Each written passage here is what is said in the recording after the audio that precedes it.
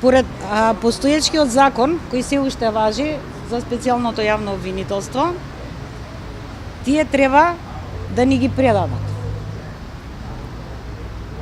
Доколку не ни ги предадат, ние според тој закон не можеме да ги бараме и да ги превземеме.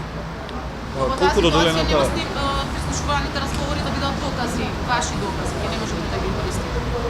Доколку ги работите овие истраги и предмети. Зошто?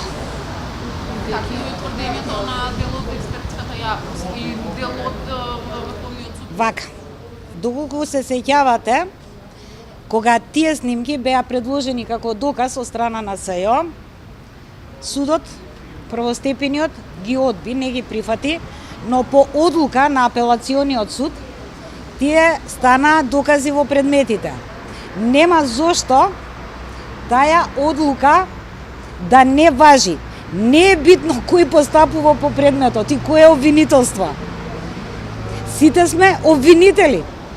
И одлука на суд е одлука на суд. Вашето мислење е ставено на досегашните изјави на адвокатот и од Врховен суд и од другите правници.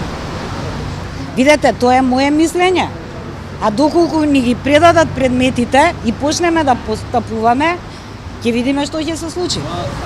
Тоа е за сите предмети кои што се преземени кај вас или и за истрагите кои што тие ги отвориле, а не се врз основа на да речеме одбиени кривични пријави од вашето обвинителство? Се работи за предмети кои се превземани и од кај нас, и од за кои тие повеле истрага после истекувањето на рокот за подигнување на обвиненија.